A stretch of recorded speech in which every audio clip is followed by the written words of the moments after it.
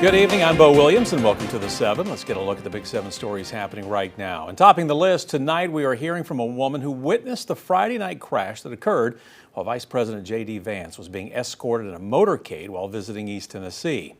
Now, as we've been telling you, Maryville Field Training Officer Justin Brown was involved in a crash with a Highway Patrol SUV. Again, the crash happened Friday night in Maryville. Kelsey Zimmerman and her fiance were on their way to get dinner when the road started to be blocked off for the law enforcement escort. She witnessed the crash from a bank parking lot. Honestly, I think it was just really bad timing. He flew probably about 15 feet into the air, landed on the ground, and then that's when everybody started freaking out. The cops started freaking out. They were running everywhere. A last update from Maryville Police, Brown was still in critical condition at the hospital in an intensive care unit. Next on the 7 for you tonight, we are getting an update from Knoxville Police after 3 people were shot on I-640 near Gap Road. This happened early Sunday morning. Now, Knoxville Police are identifying the 2 people who died as 33-year-old Troy Hutchison of Atlanta and 25-year-old Rodrell Jeter of Detroit. KPD says the 3rd victim, a 22-year-old man from Detroit, remains hospitalized tonight. Now, as we have been reporting, all 3 shooting victims were traveling with a suspected shooter driving through Knoxville. We're told they pulled over on the side of 640 when the suspect then shot all 3 victims and then drove away. Police say the SUV they were in was a rental, a light-colored, newer model Ford Bronco with Michigan tags. The suspect is yet to be located, but police believe they are no longer in the Knoxville area. The investigation continues tonight. Next for you now on the 7, relief is on the way for thousands of Tennessee families after weeks of confusion over SNAP benefits. The state began issuing full SNAP payments today, just as many households head into the holidays needing some extra help. Now, the Tennessee Department of Human Services says full SNAP benefits are now being added back onto EBT cards. Over the last month, food banks reported a sharp increase in demand as families stretched partial benefits or waited for payments delayed by the shutdown. Staff say the return of full SNAP support should ease some of that pressure, meaning fewer families will need to rely on food drives heading into the holiday week. Our partner agencies have been great. The community's been amazing. And I'm just glad that we can almost rejoice today that the people that have been so concerned are going to find relief. Local food banks say they will continue supporting families through the holiday week, but today's update should bring again some relief. Next on the 7 for you tonight, Thanksgiving. Hard to believe, just 10 days away, and communities across the area are finding ways to make sure their neighbors are taken care of this holiday season. In Lenore City, Bellevue Baptist Church is preparing a free Thanksgiving dinner for anyone in that community who may be without food or even family this year. Church members say the idea came up during a community clothing drive as they saw just how great the need is, especially during the holidays. Now, the church usually hands out Thanksgiving boxes, but this year they wanted to do more, organizing a free Thanksgiving Day dinner from noon to 2 with dine-in and to-go options. They say this meal not only helps those struggling with food assistance, but also gives people a place to be if they don't have family or a home to go to for the holidays.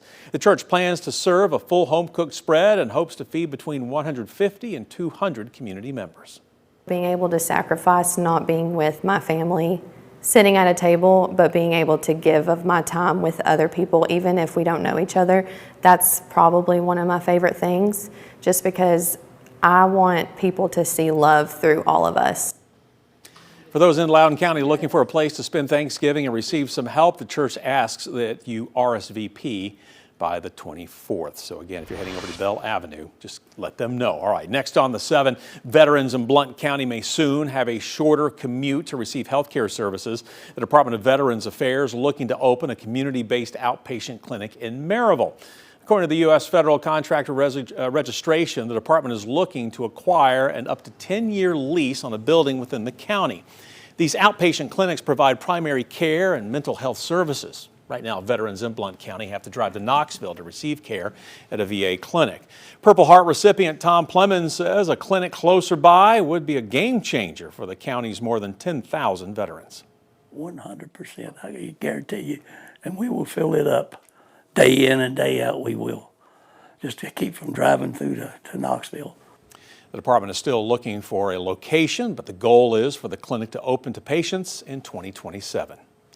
Well, Knoxville welcomed the new wave of American citizens today in a special ceremony downtown. 150 people from 56 countries took the oath of citizenship during a naturalization ceremony at the City County building. U.S. District Judge Charles Ashley Jr. presided over the event, with Knox County Mayor Glenn Jacobs offering some welcoming remarks.